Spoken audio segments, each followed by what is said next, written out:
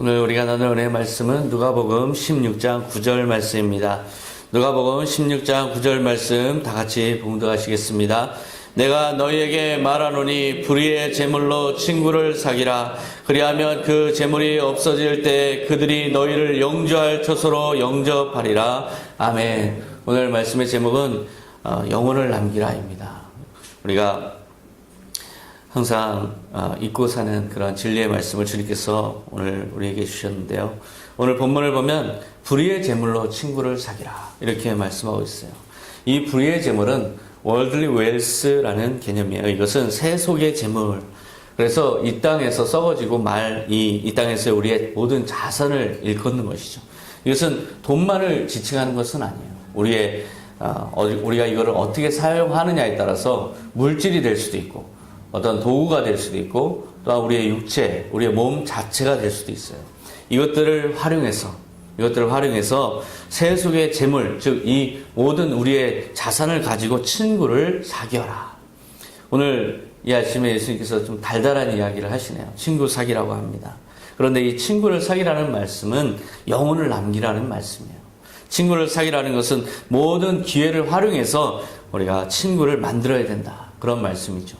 그렇게 되면 우리 모든 게 다 사라질 때, 우리가 가진 것이 없어질 때, 그럴 때 그 친구가 너를 영원한 집, 영원한 처소, 영접할 처소로 영접할 것이다.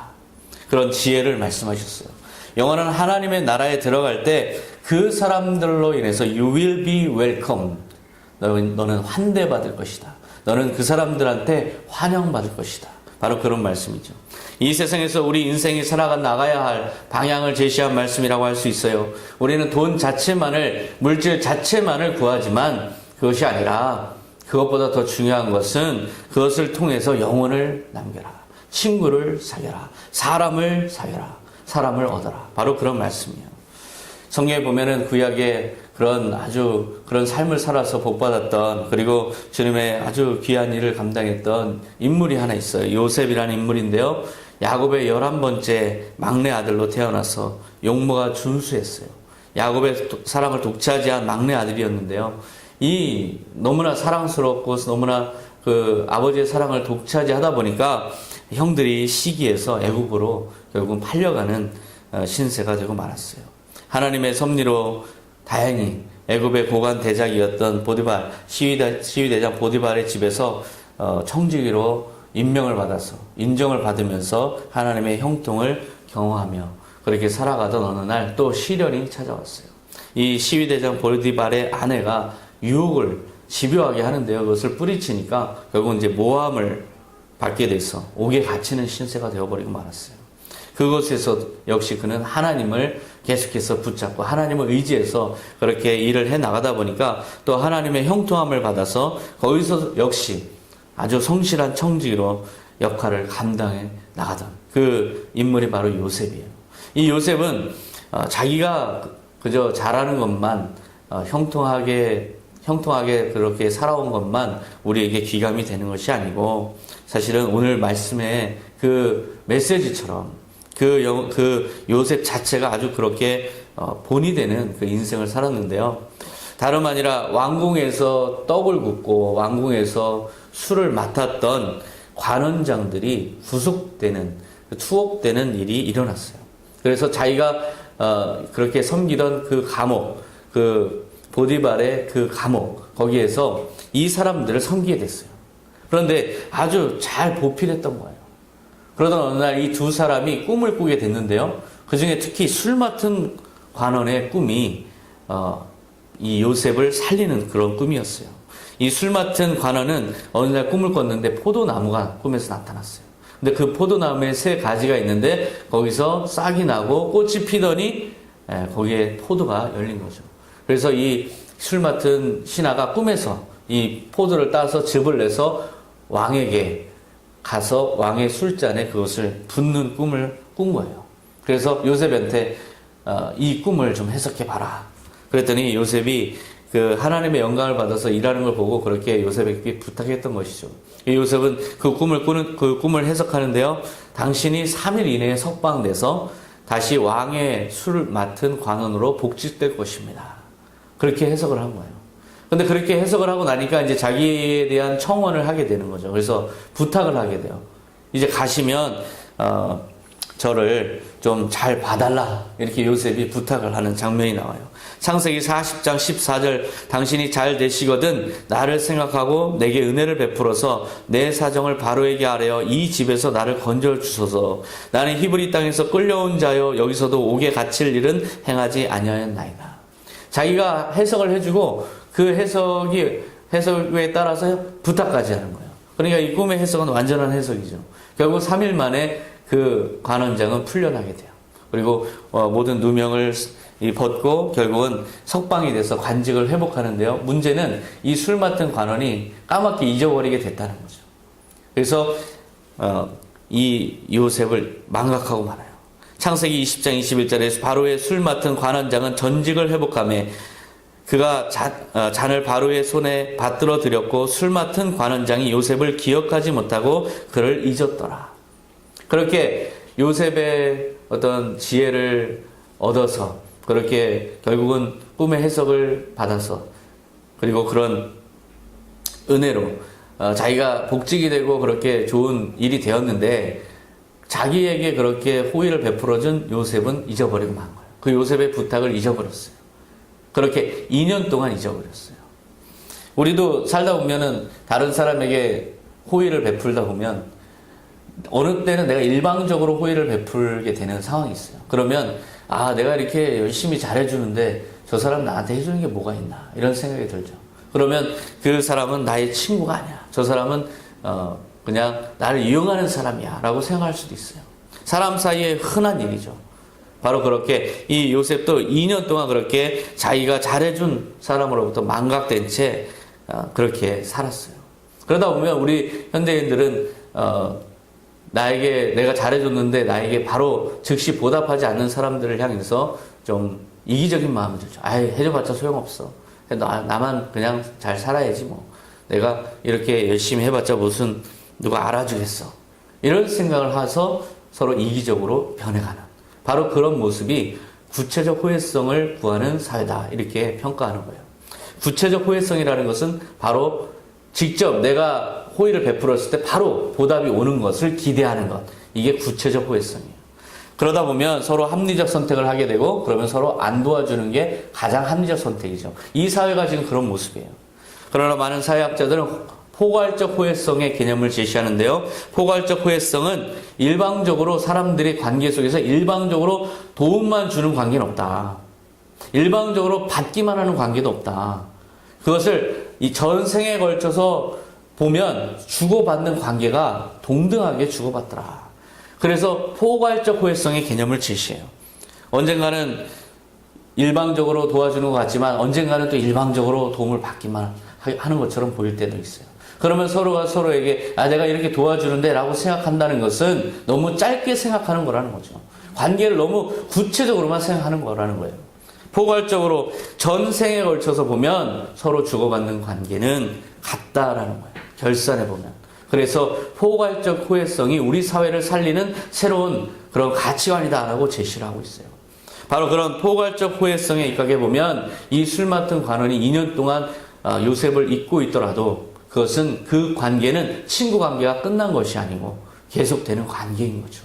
결국은 모든 관계는 하나님의 섭리 아래서 서로 어느 때는 주음을 주기도 하고 어느 때는 받기도 하고 그렇게 하나님의 섭리 아래서 그런 합력해서 선을 이루는 관계인 것입니다. 술 맡은 관원이 요셉을 잊고 산 지 만 2년이 지나오는 날 그 기억이 다시 떠오르는 사건이 일어났어요. 바로가 꿈을 꾸었는데 도저히 무슨 꿈인지 해석이 안 되는 거예요. 고민하는 그 머리를 쥐어짜고 있는 그 모습을 보면서 이 술 맡은 관원이 번뜩 떠올랐어요. 내가 2년 전에 나에게 꿈을 해석해 주던 사람이 있었는데 하는 게 비로소 떠오른 거예요. 그래서 바로한테 그 사실을 말하는데요. 창세기 41장 9절에 술 맡은 관원장이 바로에게 말하여 이르되 내가 오늘 내 죄를 기억하나이다. 자기가 꿈의 해석대로 석방된 후에 요셉의 부탁을 까맣게 잊었던 것을 뉘우치는 거예요. 그리고 10절에 보면 바로께서 노하사 나를 친위 대장의 집에 가두셨을 때 내가 꿈을 꾼즉 그곳에 친위 대장의 종된 히브리 청년이 함께 있기로 그에게 말하매 그가 꿈을 해석하더니 그대로 되어 내가 복직되었나이다. 이제 그 자기를 도와준 요셉을 천거하는 그런 장면이 나온 거죠. 결국 2년이 지나서 이 술 맡은 관원은 요셉을 기억해내게 됐고요. 이것을 통해서 요셉의 운명이 바뀌는 거예요. 결국 바로 왕의 꿈을 해석하도록 천거돼서 이제 바로 앞에 와서 꿈을 해석하는데요. 바로의 꿈은 두 가지지만 하나를 똑같은 꿈이기 때문에 하나를 말씀드리면 바로가 꿈에 나일강가에 가서 강을 보는데 강에서 아주 아름답고 살진 암소 7마리가 올라오는 거예요. 그래서 그것을 바라보면서 야, 참 좋다라고 생각했는데 곧바로 아주 삐쩍 마르고 흉측한 암소 7마리가 또 올라오는 거예요. 그러더니 그 흉측한 삐쩍 마른 암소가 살진 암소를 잡아먹는 거죠.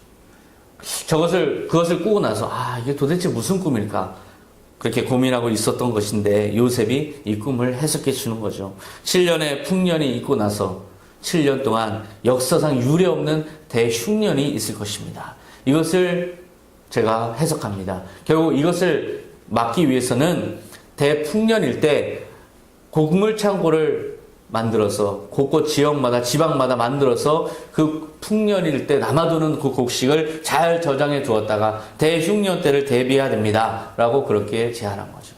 그 당시에 누가 그런 예측 기능이 있겠어요? 오늘날도 그런 예측을 하는 사람이 없어요. 그러니 얼마나 그 왕은 감동했겠어요. 창세기 41장 38절에 바로가 그의 신하들에게 이르되 이와 같이 하나님의 영에 감동된 사람을 우리가 어찌 찾을 수 있으리요 하고, 결국 그 미래를 그렇게 예측할 수 있고 하나님의 그 비전을 볼 수 있는 사람이 이 일은 감당해야 된다. 이 일은 그 하나님의 지혜로 이것을 해결해 줘야 된다. 그러니까 너에게 하나님이 주시는 그 지혜대로 해봐라. 그렇게 총리로 그 자리에서 발탁해요. 창세기 41장 39절에 요셉에게 이르되 하나님이 이 모든 것을 내게 보이셨으니 너와 같이 명철하고 지혜 있는 자가 없도다. 내가 너를 애굽 온 땅의 총리가 되게 하노라 하고, 결국 애굽의 총리로 이 요셉의 운명이 바뀌는 거예요. 이런 변화는 바로 그가 2년 전에 그가 최선을 다해서 사람을 섬기는 가운데 술 맡은 관원에게 꿈을 해석해주고 그 꿈을 진정어리게 하나님의 영광을 받아서 해석해준 그 사건, 그 은혜, 그런 어떤 좋은 일을 한 것, 이것이 바로 그 친구를 얻었기 때문에 가능했던 일이죠. 바로 그 친구가 너를 영화로운 길로 안내하고 영접해 줄 것이다. 오늘 본문의 말씀과 동일한 그런 사례라고 할 수 있어요. 불의의 재물로 친구를 사귀라. 그리하면 그 재물이 없어질 때 그들이 너희를 영주할 처소로 영접하리라. 요셉은 그렇게 영전하게 된 거예요. 요즘에 우리는 사람들을 보면 사람을 잃어가는 사회라고 볼 수가 있어요. 서로가 서로를 별로 무가치하게 생각하는 경향이 있어요. 그래서 기회를 사실은 잃어가고 있는 것도 모른 채 우리는 사람을 자기의 이해타산에 맞게만 생각해서 배척하고 멀리하고 계산적으로 취하는 그런 경향이 있는데요. 사실은 그 자기의 기회를 잃어갈 뿐만 아니라 자기 자신도 잃어가고 있는 거예요. 그렇게 홀로 살아가는 사람들이 지금 많은 사회 속에 우리는 지금 그런 사회적 특징을 보이고 있는데요. 이것은 주님이 원하시는 사회라고 할 수가 없어요. 주님은 우리가 서로 하나 되길 원하세요. 서로가 서로에게 친구 되길 원하고, 그래서 서로의 모든 것들을 나누고 그렇게 해서 서로가 함께 이뤄가는 공동체, 서로가 함께 하나님의 나라의 풍성함을 이뤄가는 그런 공동체가 되길 원하시는 것이지, 뿔뿔이 흩어져서 혼자 살아가는 사회를 그렇게 만들어가는 것은 하나님의 영이 아니에요. 그것은 분리시키고 분열시키는 영이죠. 사람을 얻는 것은 결국 인생의 가장 큰 자산입니다. 동서고금을 막론하고 영원한 진리는 사람을 얻어라. 예수님도 마찬가지예요. 오늘날 사람을 잃고 사람을 이용하는 그런 타자화하고 도구화시키는 이런 사회 속에서 주님께서는 오히려 역설적인 지혜를 말씀하고 있는 거예요. 사람을 얻기 위해 모든 것을 활용해라. 그래서 그 모든 것으로 사람을 얻어라. 이것이 가장 큰 지혜다. 바로 이것이 주님께서 오늘 여러분에게 말씀하시는 것입니다. 조지 워싱턴 카버라는 학자가 있어요. 과학자인데요. 땅콩 박사로 알려진 흑인 과학자예요.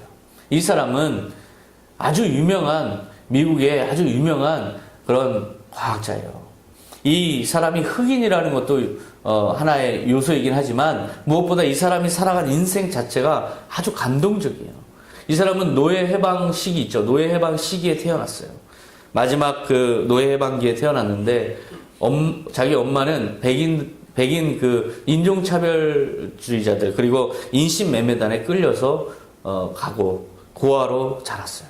병으로 죽을 고비를 여러 번 넘긴 그런 어린 시절, 불우한 어린 시절을 겪고 났는데, 하지만 주변에 자기 동족들, 흑인들을 보니까 너무나 어렵게 사는 거예요. 너무나 힘들게 노예에서 해방됐지만 아주 비참한 삶을 살아가고 있는 이 동족들을 위해서 나는 무엇을 할 것인가. 그래서 평소에 호기심을 가지고 관찰하고, 그래서 이것을 어떻게 유용한 것들을 만들어낼까를 끊임없이 고민하면서 그렇게 어린 시절을 보냈어요. 하나님께서 지혜를 주셔서 여러 가지 발명을 했는데요. 그는 하나님의 실험실이라는 그 패를 걸고 자기의 실험실을 만들었어요. 이 제목이 하나님의 실험실. 거기에서 여러 가지 과학책을 놓고 연구한 게 아니에요. 성경책만 놓고 그리고 기도하면서 하나님이 주신 영감대로만 그렇게 연구를 거듭했어요. 당시 배를 고른 많은 흑인 동족들의 고달픈 삶을 어떻게든 좀 개선시키고 도움을 주기 위해서 내가 무엇을 할 것인가 자기의 재능을 결국 바친 거죠. 재능을 바쳐서 그렇게 다른 사람들을 도와주기 위해서 평생을 독신으로 연구에 매진해서 아주 헌신적인 삶을 산 그런 사람이에요. 땅콩을 주로 원료로 했는데요. 그 당시에 목화를 재배했던 그런 농업에서 이제 벗어나서 뭔가 좀 유용한 활용이 가능한 농작물을 재배하자. 그래서 땅콩을 보급했어요. 그래서 땅콩을 원료로 한 버터, 전분, 잼, 비누, 샴푸, 크림, 화장품, 식용유, 의약품 이런 것들 200여 가지나 실용품을 개발해서 흑인들에게 제공했고요. 요리법도 개발해서 땅콩 버터, 그 다음에 땅콩으로 된 인조고기, 그리고 빵, 땅콩 우유, 땅콩 음료 이렇게 100가지가 넘게 개발해서 이 흑인들의 삶에 굉장한 도움을 주었던 사람이에요. 이 사람은 어떻게 그런 삶을 살 수 있습니까? 많은 사람들이 물었을 때 자기의 신념을 한마디로 표현하는데요. 사랑이 곧 능력입니다. 저는 우리 동족들을 너무나 사랑합니다. 그러다 보니까 내 모든 것을 다 줘도 아깝지 않습니다. 오히려 그것이 더 저를 열정적이게 만들고 더 노력하게 만들고 그렇게 함으로써 저는 가장 행복하고 가장 보람됩니다. 그런 삶의 모습을 보여줬어요. 이 사랑이 곧 능력이다. 무슨 능력일까요? 더 잘 섬길 수 있는 능력, 더 많은 영혼을 얻을 수 있는 능력, 더 많은 사람들을 친구 삼을 수 있는 능력은 다름 아니라 그 영혼들을 사랑함으로써 자기의 모든 것을 다 활용할 때 이것이 바로 가능한 것입니다. 조지 워싱턴 카버는 바로 주님께서 원하시는 그런 삶의 모델을 우리에게 보여주는 살아있는 실존한 인물이에요. 바로 이렇게 더 많은 영혼을 얻기 위해서 자기의 모든 것을 바쳐서 그렇게 헌신하는 것, 이것이 주님께서 우리에게 바라는 삶의 지향점이라는 것이죠. 예수님 자신도 그렇게 사셨어요. 예수님도 이 땅에 오셔서 자기 자신을 다 내어주셨죠. 자기의 재능을 또한 능력을 발휘해서 많은 사람들을 먹이시고 많은 사람들을 얻으셨죠. 그래서 그 예수님을 따르는 사람들이 인산인해를 이뤘어요. 그 중에서 그 시초에 제자들을 얻으실 때의 사건을 보면요. 예수님이 바로 그런 삶을 살았다는 걸 알 수가 있어요. 예수님이 게네사렛 호숫가에서 말씀을 전하실 때 호수에 빈 배가 2척이 있었어요. 거기에 어부들이 그물 씻던 그 빈 배 중에 한 배에 올라서 말씀을 전하시고 시몬 베드로를 불러서 명령하셨죠. 깊은 데로 가서 그물을 내려 고기를 잡아라. 그래서 밤새 수고해도 한 마리 못 잡았습니다 했지만 믿음으로 가서 그물을 내리겠습니다. 그런데 누가복음 5장 9절에 보면 이는 자기 및 자기와 함께 있는 모든 사람이 고기 잡힌 것으로 말미암아 놀라고 세베대의 아들로서 시몬의 동업자인 야고보와 요한도 놀랐습니다. 자기들이 욕망하던 그토록 바라던 물고기가 엄청나게 많이 잡힌 거예요. 그러면 예수님은 이 제자들에게 물고기 잡아주려고 지금 말씀 전했는가? 이 제자들은 이 물고기를 바라보면서 거기서 하나님의 아들을 만났어요. 하나님의 살아계심을 만났고 결국에 하나님의 아들을 따라야겠다라는 확신을 갖게 됐어요. 그래서 누가복음 5장 10절에 보면 예수께서 시몬에게 이르시되 무서워하지 말라. 이제 후로는 내가 사람을 취하리라 하시니 그들이 배들을 육지에 대고 모든 것을 버려두고 예수를 따르니라. 예수님 자신이 기적을 통해서 그들이 원하는 것을 충족시켜 줌으로써 하나님을 보여주셨고 그리고 나서 그 영혼들을 건지시는 그런 장면. 그리고 또한 너희도 이렇게 사람들을 취하라. 그렇게 명령하신 걸 볼 수가 있어요. 예수님이 왜 굳이 말씀을 전하신 후에 바로 넌 날 따라라 하면 되는데 왜 바다에 가서 물고기를 잡으라 하셨을까? 그리고 거기서 물고기를 잡는 그 기적을 보게 하셨을까? 그리고 나서 왜 그들을 건지셔서 그들을 부르셔서 제자 삼으셨을까? 그 과정을 한번 보세요. 우리가 전도를 할 때 예수 믿으세요. 교회 나오세요. 잘 안 돼요. 그것은 하나님을 보여주지 않아요. 우리가 먼저 사랑을 베풀고 내가 가진 것을 재능을 발휘하고 내가 가진 것을 주고 해서 그 사람이 나를 통해서 하나님을 만나야 돼요. 나를 통해서 하나님을 경험해야 돼요. 하나님을 경험하면 거기서 내가 전하는 말씀을 듣게 되고 거기서부터 하나님을 영접하게 되고 그리고 나서 하나님을 영접하고 하나님께 예배드려 나오는 거죠. 바로 모든 전도의 원리를 주님께서 보여주셨어요. 모든 것을 활용해서 영혼을 남겨라. 모든 것을 우리의 재능, 우리의 모든 지식, 그리고 우리의 재능, 우리의 가진 것 모든 것을 활용해서 친구를 사귀라. 그 목적은 영혼을 남기라라는 그 예수님이 보여준 삶을 통해서 보면 우리가 그것을 통해서 결국은 주님이 원하시는 사역, 주님이 명령하신 사역, 제자 삼고 그리고 하나님의 나라를 확장하는 모든 사역이 바로 우리의 모든 걸 바치고 주고 그렇게 해서 친구를 삼을 때 가능한 것입니다. 심지어는 예수님께서 불의한 청지기의 비유를 들어서까지도 영혼을 남기는 게 얼마나 중요한지를 말씀하신 적이 있어요. 누가복음 16장 1절에 보면 제자들에게 이르시되 어떤 부자에게 청지기가 있는데 그가 주인의 소유를 낭비한다는 말이 그 주인에게 들린지라. 주인이 그를 불러 이르되 내가 내게 대하여 들은 이 말이 어찌 됨이냐. 내가 보던 이를 세마라. 청지기 직무를 계속하지 못하리라 하니. 이 하나의 청지기의 예를 들었는데요. 이 청지기는 역설적이지만 잘한 청지기가 아니에요. 불의한 청지기의 예를 들으셨어요. 이 불의한 청지기는 어떤 상태인가? 부자가 이 청지기에게 뭔가를 맡겼다고 하죠. 부자는 외지 사람이에요. 대도시에 거주하는 지주죠. 이 지주가 지방에 있는 한 땅에 청지기를 세워서 그 사람이 현장 관리를 맡게 하고 농작물을 그의 책임하에 거두고 심고 그렇게 맡긴 거예요. 그런데 이 청지기가 주인의 소유를 낭비한다라는 말이 들린 거죠. 이 낭비한다는 것은 이 청지기가 재산을 횡령하거나 축제한 것은 아니에요. 나중에 보면은 이 청지기가 노후를 걱정하는 걸 보면 횡령하거나 자기가 착복한 것은 아니고 마음대로 쓴 거죠. 축낸 거죠. 결국 낭비한 거예요. 바로 그런 불의한 청지기의 행동을 보고 그 주인은 파면을 명령해요. 너 이제 그만해라. 이제 너가 보던 일을 이제는 정리하고 다른 사람에게 넘기기 위해서 인수인계를 하기 위해서 준비해라. 이렇게 주인이 명령을 했는데 청지기는 이제 당황스럽죠. 자기의 일이 뺏기니까 누가복음 16장 3절에 청지기가 속으로 이르되 주인이 내 직분을 빼앗으니 내가 무엇을 할까? 땅을 파자니 힘이 없고 빌어 먹자니 부끄럽구나. 내가 할 일을 알았도다. 이렇게 하면 직분을 빼앗긴 후에 사람들이 나를 자기 집으로 영접하리라 하고. 이 사람이 꾀를 부려요. 그래서 자기가 이제까지 이제 그 일을 그만둬야 되니까 이제는 더 이상은 주인의 재산을 관리할 수가 없다. 그러니까 이제는 내가 뭔가 살 길을 찾아야 되는데 주인에게 빚진 사람들 오세요. 그래서 기름 100마를 빚진 자에게 50말만 빚졌다고 쓰세요. 밀 100석을 빚진 자에게 80석만 쓰세요. 바꾸세요. 탕감시켜준 거예요. 인심을 쓴 거죠. 바로 그렇게 인심을 써서는 안 되는 거예요. 하지만 예수님께서 지금 이 예를 들고 있는 거예요.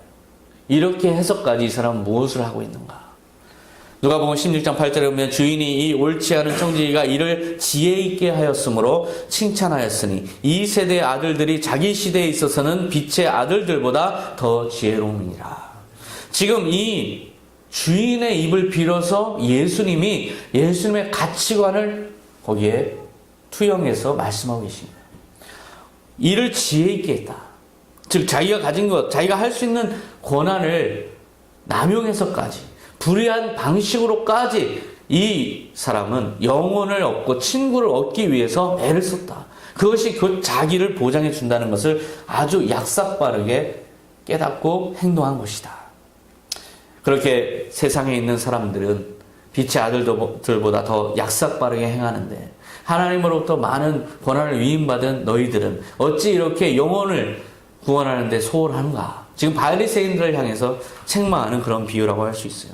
누가복음 16장 9절에 너희는 자신을 위해 세상 재물로 친구를 사귀라. 그러면 그것이 없어질 때 그들이 너희를 영원한 집으로 맞아들일 것이다. 바로 예수님의 메시지는 분명해요. 무엇을 활용해서라도 친구를 사귀라. 친구를 사귀라. 영혼을 남기라. 이것은 분명한 메시지.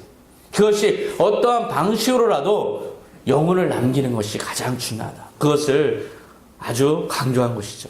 이것이 바로 세상을 살아가는 우리의 최대의 지혜입니다. 영원한 상급을 받을 수 있는 길, 그것은 바로 영혼을 남기는 것입니다. 누가복음 16장 11절에 아주 어려운 말씀이 나와요. 너희가 만일 불의한 재물에도 충성하지 아니하면 누가 참된 것으로 너희에게 맡기겠느냐? 너희가 만일 남의 것에 충성하지 아니하면 누가 너희의 것을 너희에게 주겠느냐? 해석하기 참 어려운 말씀을 하셨어요. 불의한 재물에 어떻게 충성하겠어요? 그러면 이 불의한 재물은 무엇일까요? 바로 우리가 지금 이 땅에서 가지고 있는 썩어 없어질 우리의 재능, 우리의 물질, 우리의 모든 것이죠. 이것을 가지고 영혼을 남기지 아니하면, 즉 충성하지 아니하면 누가 참된 것으로 너에게 맡기느냐? 어떻게 하나님이 더 많은 것으로 너에게 후원할 수 있겠느냐? 너희가 만일 불의한 재물로 영혼을 남기기에 최선을 다하지 아니하면 어떻게 더 많은 후원을 너에게 믿고 맡길 수 있겠느냐. 결국 어떠한 것으로도 우리는 영혼을 남겨야 된다는 것을 다시 한번 강조하신 거예요. 충성은 어떻게 하면 충성할 수 있을까요? 불의의 제물로 영혼을 남기는 것이 충성이에요. 이것은 우리를 위한 일이고 또한 하나님을 위한 일이죠.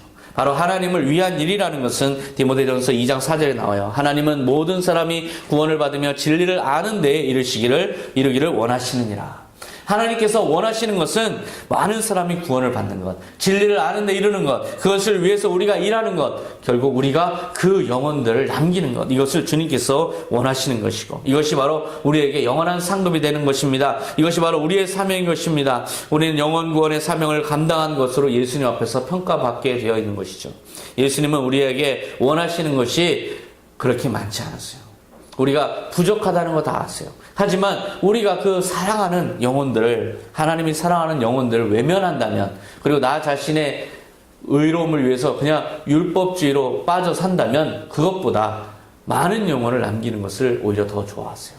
바로 주님께서 원하시는 방향은 분명한 것입니다. 이 땅의 재물에 있는 것이 아니고, 그리고 내가 사회적으로 성공하는 것이 아니고, 그 모든 것을 넘어서서 결국 우리가 어떤 일을 하든, 우리가 어떤 재능이 있든 친구를 사귀고 영혼을 남기는 것, 이것이 바로 주님께서 원하시는 분명한 것입니다.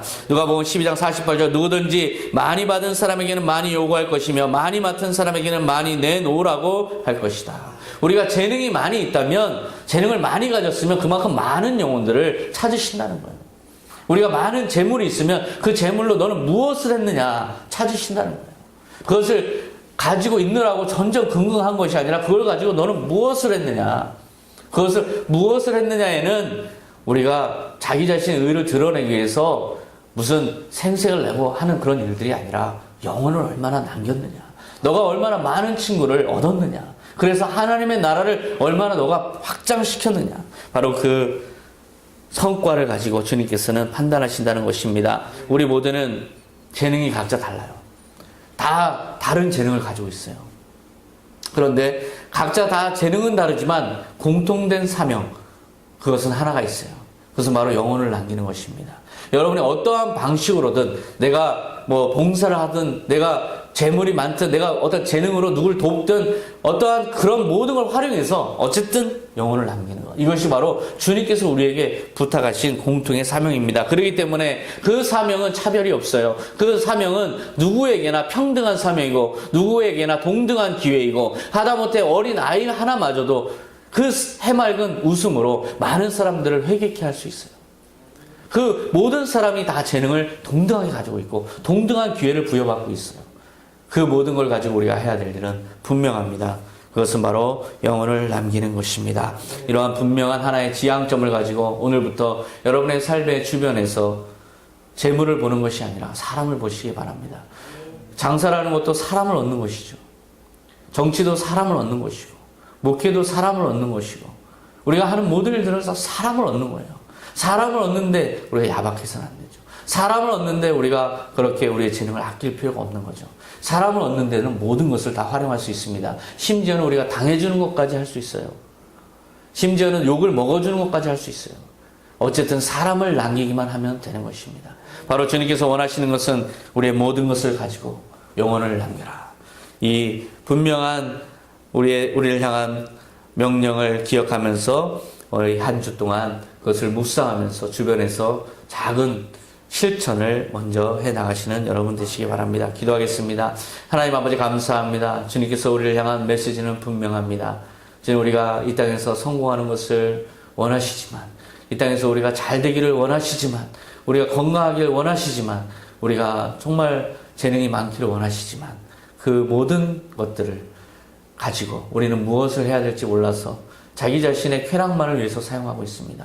저는 그러나 안으로 향하는 것이 아니라 이제 밖으로 그 모든 것을 향하게 하여 주시옵소서. 다른 영혼들을 향하게 하시고 다른 사람들을 붙잡아주고 도와주고 그 다른 사람들을 돕고 그들을 세우고 살리는 일에 우리의 모든 에너지를 밖으로 향하게 하여 주시옵소서. 그렇게 함으로써 주님께 영광이 되고 내 자신의 상급이 되는 그러한 놀라운 삶의 그런 풍성한 삶이 되게 하여 주시옵소서. 감사드리며 예수님의 이름으로 기도하옵나이다. 아멘.